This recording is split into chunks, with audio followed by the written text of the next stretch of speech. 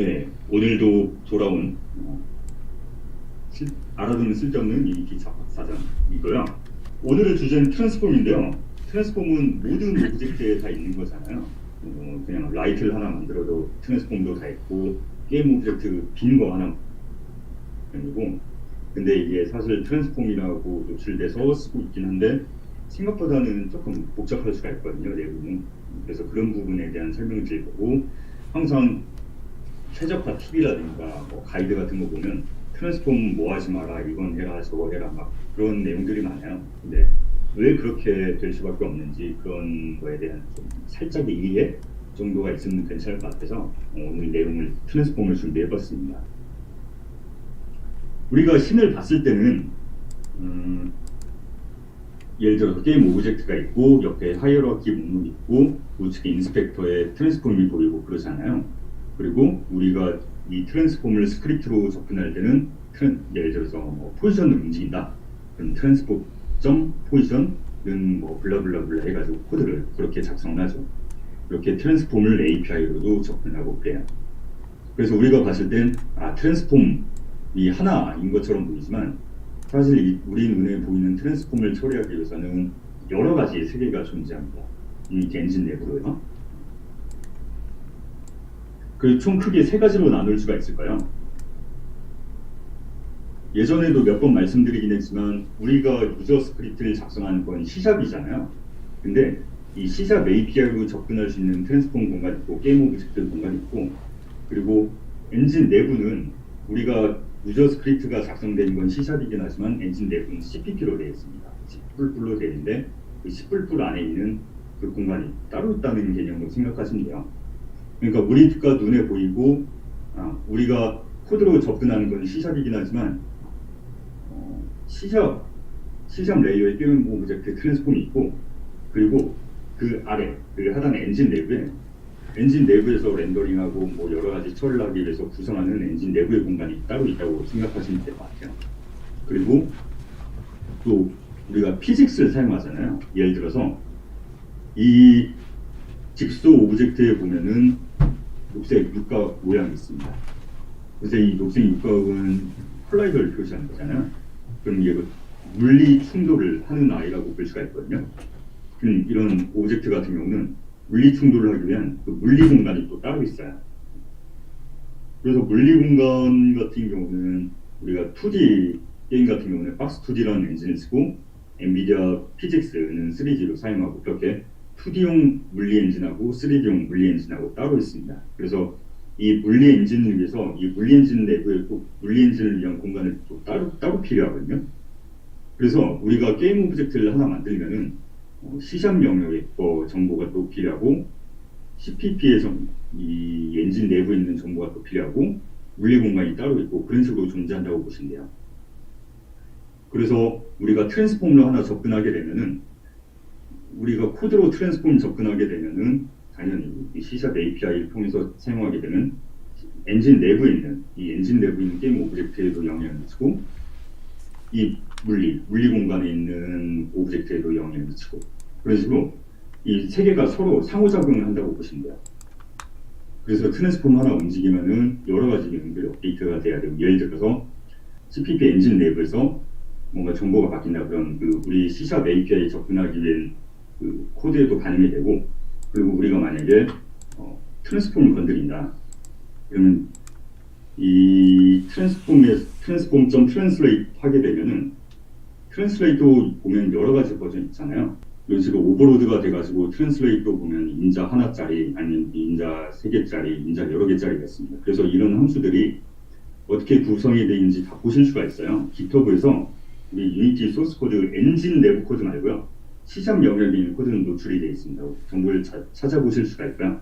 제가 주소를 되게 작은 글씨로 써놓긴 했는데, 예를 들어서 뭐 유니티 소스 코드 트랜스폼 그렇게 검색을 하시면은 유니티의 트랜스폼 클래스가 내부가 어떻게 구성되어 있는지 소스 코드를 보실 수가 있어요. 다만 여기서 노출되어 있는 거는 C샵 영역의 코드고, 엔진 내부에 그 CPP로 구성된 그 엔진 내부는 보실 수는 없어요, 아직은. 근데 추적해서 보시면은, 그래서 예를 들어서 트랜슬레이트를 호출했다. 트랜슬레이트에서 벡터 3를 인자로 넣은 트랜슬레이트를 호출했다. 그러면은 이 안에 트랜슬레이트를 인자 두 개짜리 호출하고 그리고 그 인자 두 개짜리 추적해서 보면은 내부적으로 트랜스폼 다이렉션을 호출하는 거야. 그래서 트랜스폼 다이렉션을 보면은 이게 익스터널로 설정되어 있죠. 그래서 이거는 결국 이 안에 엔진 내부, 그러니까 CPP 함수를 호출하는 방식으로 생긴 거예요. 그래서 우리는 트랜스폼 점 트랜슬레이트를 호출했는데 그 트랜스폼에 대한 처리를 결국에는 CPP 엔진 내부 가서 그 엔진 내부에서 처리를 하게 돼요. 그래서 이런 식으로 뭐 트랜슬레이트도 마찬가지로 뭐 로테이션이라든가 여러 트랜스폼 관련된 함수뿐만이 아니고 C샵으로 구성된 API들은 다 이런 식으로 보실 수가 있어요. 그래서 이런 식으로 보시면 어떤 부분은 C샵 레이어에서 코드가 작성되어 있고 어떤 부분은 그 엔진 내부에 있는 외부 함수를 그 CPP 함수로 호출하는구나, 그런 것들을 다 추적을 해서 보실 수가 있습니다. CPP 엔진 내부 말고 또 피직스 물리 공간이 따로 있다고 말씀드렸잖아요. 그래서 이 부분을 사실 잘 많이들 이해를 못하신 것 같아요. 지금은 박스2D의 예시를 보여주고 있습니다. 유니티는 2D 게임 같은 경우는 박스2D를 사용하고 우리가 컴포넌트에 붙일 때 뭐 리지드 바디 2D, 뭐 컬라이더 2D 그런 것들이 다 결국은 박스2D에 연동된다고 보시면 돼요. 그래서 이거는 박스2D의 소스 코드 샘플이고요. 이게 매뉴얼에 나와 있는 그런 코드들이에요. 간단해요. 이 중력을 얼마 사용하는지 세팅을 하고 이 중력을 사용하는 월드를 만들어줍니다. 그러니까 유니티 엔진 내부에서 이런 과정을 똑같이 거친다고 보시면 돼요. 유니티의 그 신공간 말고 이 박스2D의 원리 공간을 만들고 예를 들어서 그 공간 안에다가 그라운드 박스를 하나 만들어요. 그 바디에 그 박스2D 바디 데피니션을 해서 이 박스2D의 바디를 이 공간에 하나 만드는 거예요. 그러니까 우리가 게임 오브젝트에다가 리지바디 2D를 붙이면은 유니티 엔진 내부적으로 이런 행위를 거쳐서 이 박스2D 공간에다가 이 우리가 건드리고 있는 게임 오브젝트에 대한 그 물리 오브젝트를 따로 이 박스2D 공간에 따로 만들어준다고 보시면 돼요. 그래서 트랜스폼 움직이고 지지고 먹고 하면서 그걸 계속 그 박스2D의 공간하고 유니티의 신공간에 있는 거하고 계속 데이터를 싱크 맞춰주는 개념이다 라고 보시면 될 것 같아요. 그래서 우리가 트랜스폼 점 포지션으로 해서 뭔가 트랜스폼의 위치를 옮기게 되면은 CPP 엔진 내부에 있는 아이도 갱신이 되는 거고 피직스 공간에 있는 아이도 갱신이 되는 거고요. 그 반대로 예를 들어서 애니메이터에 의해서 뭐 움직인다. 그러면 CPP 엔진 내부에서 그런 움직임들이 이루어지고 그 정보가 우리가 트랜스폼에서 보낼 수 있는 C샵 API에 있는 C샵 레이어도 그 정보가 전달이 되고 그 공간에도 똑같이 갱신이 되고, 아니면 그 반대로 리지바디 에드포스를 한다 그러면 이거는 그 피직스 공간에서 움직인 거잖아요. 그럼 그 피직스 공간에서 움직이게 되면은 CPP 엔진 내부에서도 갱신이 맞춰줘야 되고, 그럼 결국 또 그 C샵 API랑 이 트랜스폼도 맞춰야 돼요. 그래서 한 공간 한 색에서 움직이게 되면 나머지 두 색에도 그 싱크를 맞춰줘야 되는 코드들이 다 작동을 하게 됩니다. 그러면서 이 세 가지 공간이 서로 이 싱크를 계속 맞추는 과정이 일어난다고 보시면 돼요. 근데 놀라지 마세요. 지금 보여드리고 있는 거는 뭐 매트릭스를 설명하려고 하는 건 아니고요. 행렬을 설명하려고 하는 건 아니고, 우리가 눈에 봤을 때는 이 트랜스폼, 포지션, 로테이션, 스케일 그렇게 있잖아요. 그래서 이런 것들이 각각 따로 떨어져서 존재하는 요소처럼 보이는데, 엔진 내부적으로 보면은 이 포지션, 로테이션, 스케일 이런 것들이 다 매트릭스라는 4x4 행렬로 표현이 됩니다. 그래서 포지션을 하나 움직인다고 해서 이 독립적으로 움직이는 게 아니고 이 포지션 하나 움직이고 로테이션 하나 움직이고 스케일 하나 움직이고, 그러면 이것들 이 매트릭스라는 형태로 그게 다 컨버팅돼서 표현되기 때문에 서로 다 영향을 미치는 존재라고 보시면 될 것 같아요. 그래서 이런 부분에 대한 자세한 설명은 수포자를 위한 게임 수학, 행렬과 트랜스폼이라고 검색하시면 찾으실 수 있고요.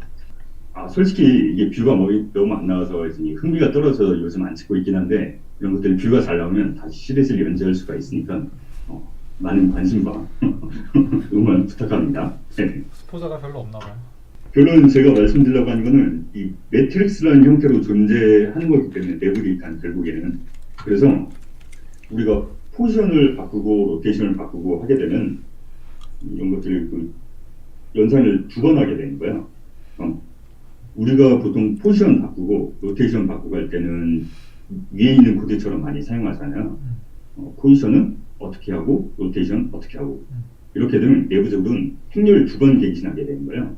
그렇게 되면 연산이 2배라고 보시면 정확히 2배는 아니겠지만 연산이 2배가 발생한다라고 보시면 되고 그래서 보통 포지션하고 로테이션 바꾸는 경우가 되게 많거든요. 동시에 바꾸는 경우가 되게 많기 때문에 이건 아예 함수로 명시적으로 존재합니다. 셀 포지션은 로테이션이라고 명시적으로 존재하기 때문에 이 함수를 사용하게 되면 이 함수를 통해서 한 방에 그 행렬을 갱신하기 때문에 포지션과 로테이션을 함께 바꿀 때는 이 함수를 사용하시는 게 좋다라고 보시면 될 것 같아요.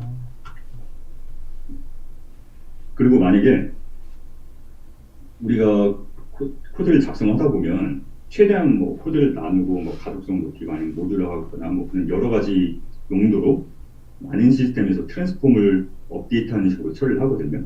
예를 들어서 캐릭터를 하나 만들면 캐릭터에다가 점프.c# 그리고 run.cs -cs 그래서 점프하는 행위 코드 따로 붙이고 이 달리는 코드 따로 만들고 클래스 따로 만들고 대시하는 모노 비헤이비어 따로 만들고 그런 식으로 붙이거든요. 그럼 뭐 점프에서도 트랜스폼 건드리고 런에서도 트랜스폼 건드리고 대시에서도 트랜스폼 매번 갱신하고 그럴 거잖아요. 그럼 결국은 이 예를 들어 점프, 런, 대시 이런 게 붙어 있다 그러면은 3번 갱신하는 거기 때문에 이런 부분들은 이렇게 코드를 따로 만드는 게 아니고 트랜스폼을 뭔가 건드리는 코드는 그냥 하나로 만드시는 게 좋아요. 아니면은 이 점프, 런, 대시 이런 데서 트랜스폼을 직접 건드리는 게 아니고 뭐 인시던트 같은 거 하나 써가지고 예를 들어 뭐 더티 플래그 같은 거 그런 개념의 거를 하나 만들어서 이 트랜스폼을 건드려준 건 한 군데서만 하도록 그렇게 하는 게 좋습니다. 그리고 또 많이 간과하는 점 중 하나가 뭐가 있냐면 이 코드 같은 경우 보면은 이 모노 비헤이비어 같은 경우 트랜스폼, 뭐 셋, 포지션, 로테이션 이런 걸 건드리고 있는데 위에 보면 required component에서 rigidbody를 붙였거든요. 그러니까 이 마이 모노 비헤이비어 얘를 추가하게 되면은 이 코드를 추가하게 되면서 rigidbody도 같이 필요해요. 그럼 이거는 rigidbody도 붙어 있는데 이걸 트랜스폼에서 건드리게 되면은 아까 말씀드렸던 것처럼 그 피직스의 공간하고 이 트랜스폼의 공간하고 따로 있는 개념이라고 말씀드렸잖아요. 그렇게 되면 이것도 역시 비효율적인 연산이 일어납니다. 트랜스폼은 트랜스폼대로 움직여서 이 리지바디를 갱신하게 돼요. 그러면 트랜스폼을 건드리게 되면은 픽스 공간이 또 갱신이 업데이트가 돼야 되고, 근데 이 리지바디가 존재한다고 그러면은 이 물리 공간에서 물리 공간 스스로도 계속 트랜스폼 변경이 일어나게 되거든요. 그럼 리지바디도 자기가 연산이 업데이트돼서 뭔가 트랜스폼의 변화가 일어나면 시작품 트랜스폼, 그러니까 이 트랜스폼 공간에 있는 것도 업데이트가 일어나게 되고, 그러니까 서로 상호작용을 하게 돼요. 한 놈만 주체가 돼야 되는데 서로 건드리게 되면 서로 쓸데없이 서로 이 업데이트가 일어나기 때문에 연산 낭비가 일어나게 됩니다. 근데 이런 상황인지 뻔히 알아도 어쩔 수 없이 게임 로직상 가끔 이런 걸 할 수밖에 없는 경우가 있긴 하거든요. 그래서 그런 부분들 때문에 이런 옵션이 오토싱크 트랜스폼이라는 옵션이 있어요. 이 오토싱크 트랜스폼이라는 옵션이 뭐냐면 여기 설명이 적혀있는데 whether or not to automatically sync transform change with physical system whenever transform component changes. 발음 좋았어. 그러니까 트랜스폼을 예를 들어서 뭐 트랜스폼 포지션 해서 뭔가 움직여준다. 그러면은 아까 말씀드렸던 것처럼 피직스 시스템에 있는 피직스 공간에 있는 리지바디라든가 그런 애도 업데이트를 해줘야 되거든요. 그래서 이건 트랜스폼 변경했을 때 이 물리 공간을 항상 싱크를 맞춰서 업데이트를 해줄 거냐, 아니면은 이 물리 업데이트 주기에 맞춰서 그냥 스탠다드 거냐, 그런 거 옵션으로 제공한다고 보시면 돼요. 그래서 예전에는 이런 옵션이 없어가지고 한 2017년, 2018 그때만 해도 이런 옵션이 없어가지고 무조건 강제사항이었는데 이제는 이런 체크 버튼이 있어서 선택사항이 됐다라고 보시면 될 것 같아요. 네. 그래서 이런저런 그 트랜스폼 할 때 주의점들을 말씀드렸는데 항상 우리가 염두해야 되는 게 뭐냐면 트랜스폼은 하이어러키로 존재한다는 거예요. 계층으로 존재한다는 거예요. 그래서 만약에 지금 이 샘플 같은 경우는 물론 스태틱 체크가 돼 있긴 하지만 뭐 그래도 움직일 수는 있잖아요. 스태틱을 풀어버리면 스크린샷을 스태틱 풀고 스크린샷 찍을 걸 그랬네요. 그래서 이그젠플 에셋을 움직이게 되면은 그 하위에 워크샵 셋도 있고 프롭스도 있고 뭐 페인트, 그리고 그 페인트 안에도 뭐 페인트가 되게 여러 개가 있고 워크벤치 같은 경우도 되게 여러 오브젝트가 있고 뭐 직소, 해머, 뭐 안전모, 되게 뭐 여러 가지 오브젝트들이 있어요. 그러면 이그젠플 에셋을 움직이게 되면은 이그젠플 에셋의 트랜스폼을 움직이게 되면은 그 하위 노드에 있는 오브젝트들 모든 트랜스폼이 갱신이 돼야 돼요. 그럼 지금 뭐 간단하게 구성이 간단하면 뭐 그렇게 큰 문제가 없지만 이 씬의 계층 구조가 되게 복잡하고, 그리고 그 씬에 있는 계층 구조에 있는 오브젝트들이 굉장히 많은 애들이 뭐 리지드 바디도 사용하고 뭐 컬라이더도 사용하고 그런다 그러면은, 그럼 내 입장에서는 요 상위에 있는 오브젝트 하나 트랜스폼 경영했을 뿐인데 그 하위에 딸려있는 모든 애들이 업데이트가 돼야 되기 때문에 생각보다는 많은 회의를 하고 있을 수가 있습니다. 그래서 이런 트랜스폼 연산이라든가 그런 처리를 하기 위해서는 계층 구조를 간단하게 하는 걸 주로 추천을 해요. 그래서 스태틱하게 있는 애들은 상관없지만 동적으로 움직이는 애들은 이런 하이어라키 구조이기 때문에 이 하이어라키 구조에 의해서 움직임이 많아지면 계층 구조가 깊어지면 깊어질수록 이 트랜스폼 관련된 처리가 많이 필요하기 때문에 이 트랜스폼의 한마디로 하이어라키를 좀 계층 구조를 깊게 너무 깊게 안 하시는 게 좋아요. 근데 이 트랜스폼이 깊어질 수밖에 없는, 하이어라키가 깊어질 수밖에 없는 사례들이 몇 개가 있는데 그 중 하나가 바로 캐릭터겠죠. 캐릭터 같은 경우는 애초에 계층 구조로 많이 뭐 팔, 다리, 관절 여러 가지들이 이런 계층 구조로 이루어져 있기 때문에 우리는 이 계층 구조로 만들어진 캐릭터를 갖다 쓸 수밖에 없어요. 솔직히 캐릭터 하나다 그러면 뭐 화면에 캐릭터 한두 개다 그러면 사실 큰 문제는 없는데, 캐릭터가 씬에 되게 여러 마리가 있어. 한 100마리 정도 깔려 있다. 그러면 캐릭터 하나당 트랜스폼이 한 200개 정도 되거든요. 그럼 뭐 2만 개의 트랜스폼 정도가 나오는 거잖아요. 그럼 굉장히 비효율적이겠죠. 그래서 존재하는 옵션이 이 옵티마이즈 게임 오브젝트라는 옵션이에요. 그래서 아마 최신 버전에는 캐릭터를 가져오면 이게 아마 기본값으로 켜져 있던가 그럴 거예요. 제가 정확히 기억이 안 나는데, 아무튼 이 옵션을 키게 되면 어떤 현상이 일어나겠냐면, 이 캐릭터는 여러 계층 구조로 깊이 이루어져 있잖아요. 근데 대부분 우리가 스크립트로 이런 계층을 하나하나 접근할 일이 거의 없어요. 그렇기 때문에 이 계층 구조를 그냥 인지 엔진, CPP 엔진 내부 영역에서만 사용합니다. 내부에서만 사용하고 이 외부에 API로 접근할 수 있는 우리가 노출된 하이어라키에 노출된 거라든가 그런 거에서 그냥 생략을 해버려요. 그렇게 되면 그냥 엔진 내부에서 애니메이션대로 잘 작동하고 보여주는데, 우리가 하이어라키에는 그냥 이 스켈레탈 구조가 빠진 것만 보여주고 API로도 접근할 수가 없게 되죠. 그러면 이 트랜스폼 관련된 성능은 성능대로 살리면서도 좀 뭐랄까 접근성은 떨어질 수는 있지만 성능을 좀 선택한 그런 옵션이라고 보시면 될 것 같아요. 프로젝트 카야 같은 경우도 이렇게 지금 셋업이 돼 있어요. 리그 같은 경우에도 이제 여기 관련해서 익스트라 트랜스폼 투 익스포저 해가지고 이 노출된 거에다가 무기가 셋업되어 있고 나머지는 다 지금 숨겨져 있거든요. 혹시나 이제 궁금하신 분들은 그 카야 프로젝트 열어보시면은 확인할 수 있을 겁니다. 익스트라 트랜스폼 투 익스포저 하게 되면은 이런 식으로 우리가 뭐 방패, 아까 카야 캐릭터처럼 방패라든가 칼이라든가 그런 어택을 해야 되는 부분들이 있잖아요. 그래서 여기에다가 예외 처리를 해주시면은 걔는 API로도 접근할 수 있고 하이어라키에도 노출되고 그런 옵션이라고 보시면 될 것 같아요.